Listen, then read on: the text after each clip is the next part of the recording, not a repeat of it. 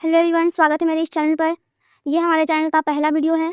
मेरा नाम है शर्मा परवीन। मैंने भी रिसेंटली 2026 में अपना बिहार बोर्ड का एग्ज़ाम दिया है, लेकिन अभी रिज़ल्ट आना बाकी है।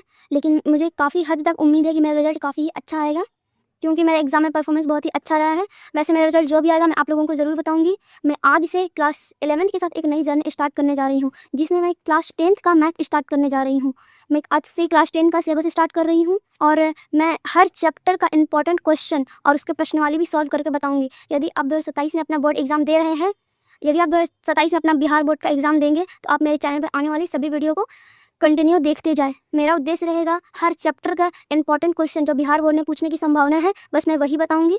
तो चलिए आज हम क्लास 10 का मैथ स्टार्ट करते हैं। क्लास 10 का मैथ स्टार्ट करने से पहले हम उसका सिलेबस आप सभी को एक्सप्लेन कर देती हूँ, क्योंकि किसी भी बुक स्टार्ट करने से पहले सिलेबस समझना बहुत ही ज़रूरी होता है। तो हमारे सिलेबस में ओवरऑल 15 चैप्टर हैं और ये 15 चैप्टर ही बहुत ही इंपॉर्टेंट है। कोई ऐसा चैप्टर नहीं है जिससे बिहार बोर्ड में क्वेश्चन नहीं आते हैं, हर चैप्टर से आते हैं। तो आपको हर चैप्टर पढ़ना होगा। पहले मैं 15 चैप्टर का नाम आपको पढ़कर सुना देती हूँ। पहला चैप्टर का नाम है वास्तविक संख्या, और दूसरा चैप्टर का नाम है बहुपद, तीसरा चैप्टर का नाम है दो चर वाले रैखिक समीकरण युग्म, चौथा का नाम है द्विघात समीकरण, पांचवा चैप्टर का नाम है समांतर श्रेणियाँ, छठा चैप्टर का नाम है त्रिभुज, सातवां चैप्टर का नाम है निर्देशांक ज्यामिति, आठवां चैप्टर का नाम है त्रिकोणमिति का परिचय और नौवां चैप्टर का नाम है त्रिकोणमिति का कुछ अनुप्रयोग, 10वां चैप्टर का नाम है वृत्त, 11वां का नाम है रचनाएं और 12वां चैप्टर का नाम है वृत्तों से संबंधित क्षेत्रफल और 13 चैप्टर का नाम है पृष्ठीय क्षेत्रफल और आयतन, 14 चैप्टर का नाम है सांख्यिकी, 15 चैप्टर यानी सबसे लास्ट चैप्टर का नाम है प्रायिकता। आज ये हमारा फर्स्ट क्लास है, तो ये आज मैं सिर्फ चैप्टर 1 को देखूंगी। तो अब हम फर्स्ट चैप्टर देखेंगे। फर्स्ट चैप्टर को स्टार्ट करने से पहले उसके सभी इंपॉर्टेंट कॉन्सेप्ट और उसके फॉर्मूला को समझना बहुत ज़रूरी है, क्योंकि हम भी 10th क्लास के स्टूडेंट रह चुके हैं और हमने अधिकतर स्टूडेंट को देखा है कि वो उसके बिना फार्मूला समझे ही डायरेक्टली प्रश्नावली के क्वेश्चन बनाने लगते हैं, तो उनसे नहीं बनता है। तो मैं इससे पहले आपको सिर्फ वास्तविक संख्या से रिलेटेड जितने भी इसके इंपॉर्टेंट कॉन्सेप्ट है पहले वो समझना ज़रूरी है। तो मैं पहले वास्तविक संख्या, तो यहीं से क्वेश्चन उठता है कि वास्तविक संख्या है क्या। तो जिसे संख्या रेखा पर दिखा सकते हैं उसे ही वास्तविक संख्या कहते हैं। फिर सुनिए, जिस संख्या को हम नंबर लाइन पर रिप्रेजेंट कर सकते हैं वो सब संख्या वास्तविक संख्या कहलाता है। और वास्तविक संख्या भी दो प्रकार के होते हैं, एक परिमेय संख्या और दूसरा अपरिमेय संख्या। आप इस परिमेय संख्या और अपरिमेय संख्या से पहले ही परिचित हो चुके होंगे। जो ये सब 8 9 के कॉन्सेप्ट हैं। आप आई होप आपने ये सब 8 9 में पढ़ लिया होगा। अगर आपने नहीं भी पढ़ा तो इससे घबराने की कोई बात नहीं है। मैं यहाँ एक बार फिर से आपको बता देती हूँ ताकि प्रश्नावली या क्वेश्चन बनाने में आपको कोई दिक्कत ना हो। तो पहले मैं परिमेय संख्या एक्सप्लेन करती हूँ। देखिए, परिमेय संख्या क्या है। तो जिस संख्या को p/q के रूप में लिख सकते हैं, p/q मतलब अंश बटा हर के रूप में लिख सकते हैं, तथा जहाँ जो क्यों कभी 0 के बराबर नहीं होना चाहिए, q is not equal to 0, तथा p और q पूर्णांक संख्या उसे ही परिमेय संख्या कहते हैं। देखिए, 2/3 क्या ये p/q के रूप में नहीं है? p/q के रूप में है। और यहाँ क्यों भी 0 के बराबर नहीं है, यहाँ पे 3 है, तो इसलिए ये परिमेय संख्या हो जाएगा।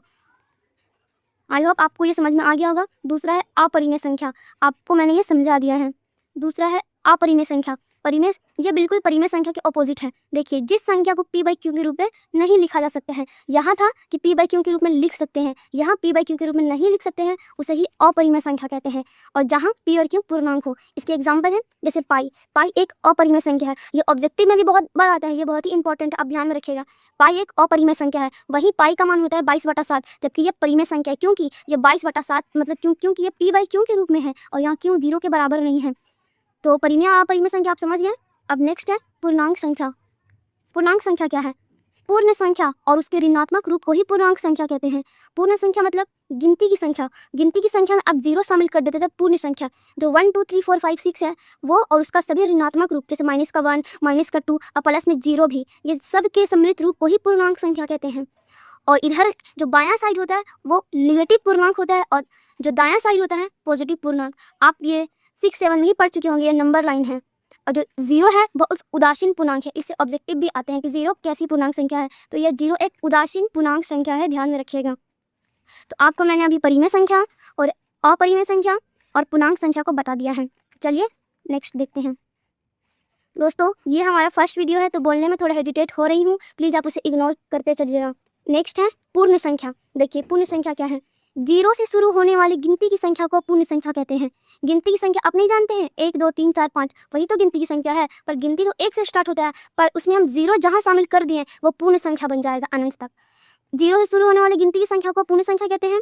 इसको आपको याद नहीं करना है, बस आपको कॉन्सेप्ट समझना है कि पूर्ण संख्या क्या है, प्राकृतिक संख्या क्या है, क्योंकि आपके आगे क्वेश्चन में ये सब फिर आएगा तो फिर आप वहाँ पे कंफ्यूज होंगे, इसलिए समझना बहुत ज़रूरी है। और दूसरा है प्राकृतिक संख्या, बिल्कुल इसके अपोजिट है। गिनती की संख्या को ही बस प्राकृतिक संख्या कहते हैं। इसमें गिनती की संख्या के साथ साथ जीरो जहाँ शामिल कर दिए वो पूर्ण संख्या बन जाएगा, और बस गिनती की संख्या को प्राकृतिक संख्या कहते हैं। चलिए दूसरा सम संख्या।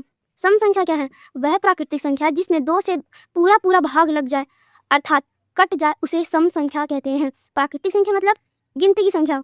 गिनती की संख्या में अगर हम 2 से भाग लगाएं और एक भी शेषफल नहीं बचे, मतलब कुछ भी शेषफल नहीं बचे, पूरा कट जाए, वो सम संख्या है। अब बिल्कुल इसको अपोजिट है विषम संख्या। देखिए पूर्ण संख्या मैंने भी समझा दिया है, पूर्ण संख्या हो गया, प्राकृतिक संख्या हो गया और सम संख्या भी हो गया, और दूसरा है विषम संख्या। विषम संख्या क्या है? वह प्राकृतिक संख्या जिसमें 2 से पूरा भाग ना लगे, उसे विषम संख्या कहते हैं। इसमें 2 से पूरा भाग लग रहा था, इसमें 2 से पूरा भाग नहीं लगेगा, उसे ही विषम संख्या कहेंगे। इसमें कुछ ना कुछ शेषफल बच जाएगा, जैसे कि हम दिखाते भी हैं। 2 को हम 5 से भाग लगाएंगे, देखिए 2 दूनी 4, यहाँ तो एक शेषफल बच जा रहा है ना, यहाँ कटा थोड़ी ना, तो जो 5 है एक विषम संख्या है, विषम संख्या भी हो गया। अब है भाज्य संख्या। भाज्य संख्या क्या है? जो संख्या स्वयं और एक के अलावा किसी और अन्य संख्या से भी कटे, उसे भाज्य संख्या कहते हैं। भाज्य संख्या का दूसरा नाम है यौगिक संख्या। ध्यान में रखिएगा, जो संख्या एक और स्वयं से तो कट ही रहा है, प्लस में वो अन्य संख्या से भी कट जाए, उसे भाज्य संख्या। देखिए जो 4 है वो तो 1 से भी कटेगा और खुद से भी कटेगा, पर ये 2 का पहाड़ा से भी कटेगा, इसलिए ये भाज्य संख्या है। नाम से ही लग रहा है भाज्य मतलब भाजित होगा। भाज्य संख्या समझ गए? इसके बिल्कुल ऑपोजिट अभाज्य, नाम से ही लग रहे हैं। देखिए वैसी संख्या जो एक और स्वयं से ही कटे, उसे अभाज्य संख्या कहते हैं। इसमें एक और स्वयं के साथ तो कट ही रहा था, प्लस में अन्य संख्या से भी कट रहा था, तो वो भाज्य, और जो अन्य संख्या से ना कटे उसे अभाज्य संख्या। जैसे कि 2 तो सिर्फ 2 से ही कटेगा और 1 से कटेगा, क्या यह किसी और संख्या से कट रहा है? देखिए यहाँ 13 बस 13 एकम 13 से ही कटेगा और 1 से कटेगा, क्या ये 2 का पहाड़े में आता है या 3 का पहाड़े में आता है? या किसी के पहाड़े में 13 आते हैं? नहीं ना। उसी प्रकार 17, 19 ये सब एक अभाज्य संख्या, किसी भी पहाड़ा से नहीं कट सकता है। चलिए अभाज्य संख्या भी हो गया, अब आगे बढ़ते हैं। अब नेक्स्ट है सहअभाज्य संख्या। ये हमारा दोस्तों ये हमारा खुद का नोट्स है, मैंने खुद इससे पढ़ाई किया है, मैं उसी नोट से आप सभी को पढ़ा रही हूँ। देखिए दूसरा है सहअभाज्य संख्या। सहअभाज्य संख्या क्या है? वैसी 2 संख्या जिसका HCF 1 होता है, वैसी 2 संख्या जिसका HCF 1 होता है उसे सहअभाज्य संख्या कहते हैं। HCF तो आप सभी को निकालने आता ही होगा, मतलब देखिए फिर हम निकालते हैं। 3 और 5 का HCF निकाल रहे हैं। 3 एकम से लगाएंगे, 2 बचा, 3 यहाँ आएगा, फिर 2 एकम से ही लगाएंगे, फिर 1 बचेगा, फिर 2 यहाँ आएगा, तो 1 दूनी 2 हो जाएगा। अब बताइए HCF किधर वाला होता है ना, HCF कितना आया? HCF तो 1 आया, 1 आया ना। और जिस 2 संख्या का HCF सिर्फ 1 आ रहा है वही सहअभाज्य संख्या। उसी प्रकार 3 और 5 के HCF भी 1 है, 11 और 13 के HCF भी 1 ही आएगा, तो यह सहअभाज्य संख्या। देखिए सहअभाज्य संख्या भी समझा दिया। दूसरा है मसा और लसा। मसा और लसा ये तो आप 6, 7 से ही पढ़ते आ रहे होंगे, फिर भी मैं बता दे रही हूँ। देखिए मसा क्या है? वह बड़ी से बड़ी संख्या जो दी गई संख्या को पूर्णतः विभाजित कर दे, उसे मसा कहते हैं। और लसा है वह छोटी से छोटी संख्या जो दी गई संख्या को पूर्णतः विभक्त कर दे, उसे लसा कहते हैं। इसका डिफिनेशन आपको याद नहीं करना है, बस कॉन्सेप्ट समझना है कि मसा क्या है और लसा क्या है। मसा है बड़ी से बड़ी संख्या को पूर्णतः विभाजित करेगा, और लसा छोटी से छोटी संख्या। ये कभी डिफिनेशन एग्जाम में आएगा नहीं, बस आपको मसा और लसा निकालने आएगा। देखिए मसा और लसा निकालने का भी यहाँ पे तरीका है। मसा अभाज्य गुणनखंड विधि से आएगा निकालने के लिए, वो भाग विधि से भी आ सकता है, परंतु आपके चैप्टर में अधिकतर HCF और LCM अभाज्य गुणनखंड विधि से ही है। जैसे मैं आपको सिखाती हूँ, 21 और 24 का अभाज्य गुणनखंड विधि से हमको HCF निकालना है। पहले हम 21 का अभाज्य गुणनखंड करेंगे। देखिए 21 का अभाज्य गुणनखंड करेंगे, 3 से लगाएंगे, 3 से 3 7, 7 से लगाएंगे 1, ठीक है। 21 का अभाज्य गुणनखंड है 3 गुने 7, और उसी प्रकार 24 का अभाज्य गुणनखंड 3 से लगाएंगे 8, 3 गुने 8। देखिए HCF कैसे निकलता है? जो दोनों में कॉमन होता है वही HCF हो जाता है। इसमें भी 3 कॉमन है, इसमें भी 3 है, इसमें भी 3 है, मतलब 3 कॉमन हुआ ना, तो HCF 3 होगा। और LCM निकालने के लिए जो कॉमन है उसके बदले में एक लिखेंगे, और जो कॉमन नहीं है उसको भी गुणों में लिखेंगे। यहाँ पे 7 और 8 कॉमन नहीं है, फिर भी हम लिखें 7 गुने 8, गुना करके 168 आएगा, ठीक है। उसी प्रकार देखिए वैसे भी आपको ये प्रश्न 1.2 में ऐसे क्वेश्चन सॉल्व करना है। मैं आपको यहाँ बता दे रही हूँ ताकि वहाँ कोई प्रॉब्लम ना हो। देखिए 8 का अभाज्य गुणनफल आप जानते हैं, 2 गुने 2 गुने 2 गुने 4, 4 दुनी 8 हो जाएगा। 9 का होता है 3 गुने 3 गुने 1, 25 का 5 गुने 5 गुने 1। अब देखेंगे तीनों में कॉमन क्या है, वहाँ दोनों में देखे थे क्योंकि यहाँ तो 2 ही संख्या दिया था। यहाँ तीनों में देखेंगे, तीनों में हमें तो कुछ कॉमन नज़र नहीं आ रहा है, बस एक इसमें भी है, एक इसमें भी है और एक इसमें भी है, मतलब तीनों बस एक कॉमन है, तीनों में एक कॉमन है, तो सिर्फ इसका एक हो जाएगा। और एलसीएम के तो ये तो बोले ही हैं कि एलसीएम में जो कॉमन नहीं है उसको भी गुना में लिखेंगे। ये तीनों 2 को यहाँ लिख दिए, दोनों 3 को यहाँ लिखें और दोनों 5 को यहाँ लिखें। एलसीएम ऐसे निकलता है, गुना कर दिया 1800 आया इसका आंसर। आई होप आपको मसा और लसा समझ में आ गया होगा। अगर नहीं भी समझ में आया है तो बिल्कुल ऐसे ही क्वेश्चन आपके प्रश्नवाली में बनाने हैं, तो मैं वहाँ पे भी अच्छे से बताने का प्रयास करूँगी।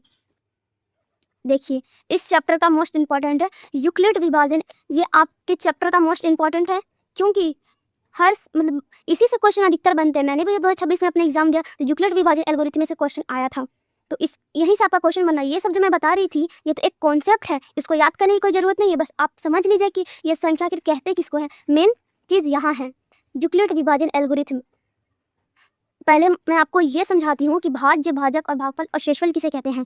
जैसे कि यहाँ पे मैं लिखी हूँ, जैसे कि यहाँ 11 से 2 से भाग, 11 को हम 2 से भाग लगा रहे हैं तो 11 जो हमारा हो गया ना वो भाज्य है, भाज्य। और जिससे भाग लगा रहे हैं वो भाजक है। जो हमारे 2 है ये भाजक है और ये 5 ये हमारा भागफल है, और जो लास्ट में बचता है उसे शेषफल कहते हैं। इसी में एक प्रमेय दिया गया है जो यूक्लिड विभाजन एल्गोरिथम के नाम जाना जाता है, जो कि है कि भाज्य है वो भाजक गुने भागफल प्लस शेषफल के बराबर है। इस भाज्य को ए से दर्शाते हैं, भाजक को बी और भागफल को क्यू से, अब शेषफल को आर से। यहाँ शर्त ये है कि जो हमारा आर यानी शेषफल है वो हमेशा मतलब वो या तो 0 के बराबर हो सकता है या 0 से बड़ा, पर हमेशा जो हमारा जो भागफल जो इधर होता है ना, जो भागफल से हमेशा छोटा होता है। ये ऑब्जेक्टिव के लिए बहुत ही इंपॉर्टेंट है। जो ऑब्जेक्टिव में आते हैं कि जो हमारा शेषफल है, एक बार फिर से सुनिए, जो हमारा शेषफल है वो 0 से बड़ा हो सकता है या 0 के बराबर हो सकता है, परंतु जो भागफल है उससे कभी भी, जो हमारा भागफल है उससे कभी भी बड़ा नहीं हो सकता है। आई होप आपको यूक्लिड विभाजन समझ में आ गया होगा। देखिए इधर भी है जो हमने यहाँ पे लिखा था ना कि जो सर उसी को लैंग्वेज में यहाँ पे लिखा हुआ है, जो हमेशा शेषफल 0 से बड़ा होगा, जो लास्ट में आता है ना वही शेषफल है। शेषफल हमेशा 0 से बड़ा या बराबर हो सकता है, परंतु जो भाजक से हमेशा छोटा होता है। शेषफल हमेशा भाजक से छोटा होता है। देखिए जो ये हमारा है ये भाजक है और ये हमारा भाज्य है, ये भाजक है और ये भागफल और लास्ट वाला शेषफल है। उसी के लिए प्रमेय था ना ए बराबर बी क्यू प्लस का आर। ए तो हमारा 27 है, भाज्य हमारा 27 है और बी तो 3 है और क्यू 9 है और शेषफल के यहाँ 0 आया है ना, 3 9 27 प्लस में 0, 27 के बराबर हुआ ना, LHS बराबर RHS में ये संतुष्ट कर रहे हैं। आई होप आपको यूक्लिड विभाजन समझ में आ गया होगा। और वैसे भी यूक्लिड विभाजन से प्रश्नवाली में क्वेश्चन है, मैं वहाँ पे भी अच्छे से एक्सप्लेन करूँगी। चलिए अब नेक्स्ट है दशमलव प्रसार। इससे ऑब्जेक्टिव बहुत आते हैं कि दशमलव प्रसार। देखिए दशमलव प्रसार पहले ये समझिए 2 प्रकार की, एक तो शांत एक अशांत। मतलब यदि हम किसी को भाग दे रहे हैं, जैसे कि देखेंगे हम 2 को 112 से भाग लगा रहे हैं, 2 5 10, ठीक है, ठीक है 12। देखिए ये तो शांत हो गया ना, ये तो अब लंबा तो जा नहीं रहा है, ये यहीं पर रुक गया, इसका भागफल आया 56। उसी प्रकार दूसरा देखिए ये मैं 3 है, 3 को हम 10 से भाग लगाएंगे, 3 3 9, यहाँ पे हम दशमलव बैठाएंगे, फिर से 3 3 9, फिर आया 1, फिर यहाँ पे 0, फिर 3 से लगाएंगे, 3 3 9। देखिए ये इसी प्रकार बढ़ते चला जा रहा है, ये शांत है ही नहीं, ये मतलब अशांत है। यही है दशमलव प्रसार। देखिए दशमलव प्रसार 2 तरह के होते हैं, एक शांत और एक अशांत। अशांत भी दो प्रकार के होते हैं, एक आवृत्ति और एक अनावृत्ति। शांत जिसका दशमलव प्रसार शांत होता है वो तो शांत है, और याद रखिए जिसका दशमलव प्रसार शांत है वो हमेशा परिमेय संख्या होगा, परिमेय संख्या का ही दशमलव प्रसार हमेशा शांत होगा। अब शांत किसका दशमलव प्रसार शांत है किसका अशांत है उसके पहचानने का भी ट्रिक है। देखिए अगर हर आप नहीं जानते हैं जो बटा के रूप में होता है, जैसे ये 5/3, ऊपर वाले को अंश कहते हैं और नीचे वाले को हर, बस हमें यहाँ पे हर से मतलब है। अगर हर का अभाज्य गुणनखंड में 2 एवं 5 के अलावा कोई दूसरा अभाज्य गुणनखंड नहीं आता है तो वह परिमेय संख्या का दशमलव प्रसार हमेशा शांत होगा। जैसे कि देखिए यहाँ 17/8 है, बस हमें हर से मतलब रखना है 8 से। 8 का दशमलव प्रसार होगा 2 गुने 2 गुने 2, तो ये 2 का पावर 3, अब 5 तो यहाँ नहीं है तो 5 का पावर 0 कर देते हैं, क्योंकि जिसका भी मान 0 होता है वो 1 के बराबर हो जाएगा। देखिए 17 आ तो रहा है वही बात ना, तो मतलब इसका दशमलव प्रसार 2 एवं 5 दोनों ही है, तो इसलिए इसका दशमलव प्रसार शांत होगा। अगर इसको पहचानने के लिए आपको किसका दशमलव प्रसार शांत है किसका अशांत है, इसको पहचानने के लिए पहले आपको हर का अभाज्य गुणनखंड करके देखना होगा। अगर 2 एवं 5 दोनों 2 और 5 है तो वो शांत है, अगर उसके अलावा कोई दूसरा भी आ गया तो वो अशांत। चलिए दूसरा हम अशांत दो तरह के थे, आवृत्ति और अनावृत्ति। तो पहले हम अशांत आवृत्ति देखेंगे। तो अशांत आवृत्ति है उसमें दशमलव के बाद अंकों का पुनरावृत्ति होता है, मतलब एक ही अंक का रिपीट होते रहता है बार बार। जैसे यहाँ पे देखिए ये 3 बार बार रिपीट होते जाएगा, अनंत तक ये रिपीट होते जाएगा, तो इसे ये अशांत आवृत्ति कहते हैं। और जिसका दशमलव प्रसार अशांत आवृत्ति होता है और वो भी परिमेय संख्या होता है, जैसे जिसका दशमलव प्रसार शांत होता है वो तो परिमेय संख्या होता ही है, साथ ही साथ जिसका दशमलव प्रसार अशांत आवृत्ति होगा वो परिमेय संख्या होगा। अशांत आवृत्ति के पहचानने का भी ट्रिक है कि अगर हर के अभाज्य गुणनखंड में 2 एवं 5 के अलावा कोई दूसरा अभाज्य गुणनखंड हो तो उस परिमेय संख्या का दशमलव प्रसार अशांत आवृत्ति होगा। अशांत आवृत्ति होगा। जैसे कि देखिए एग्जाम्पल में देखिए 10/3, हम अभी यहाँ पे ये थे ना 3 से भाग लगा, 3 3 आ रहा था बार बार, ये रिपीटेशन हो रहा था, ये अशांत आवृत्ति है। दूसरा एग्जाम्पल है 77/210, हम यहाँ पे हमको हर से मतलब है, नीचे वाला, नीचे 210 हर है, हर का पहले अभाज्य गुणनखंड देखेंगे। इसका अभाज्य गुणनखंड है 2 5 और 3 7। यहाँ देखिए 2 5 तो है ही, इसके साथ साथ 3 और 7 भी आ गया है, तो ये तो इसका दशमलव प्रसार शांत नहीं होगा।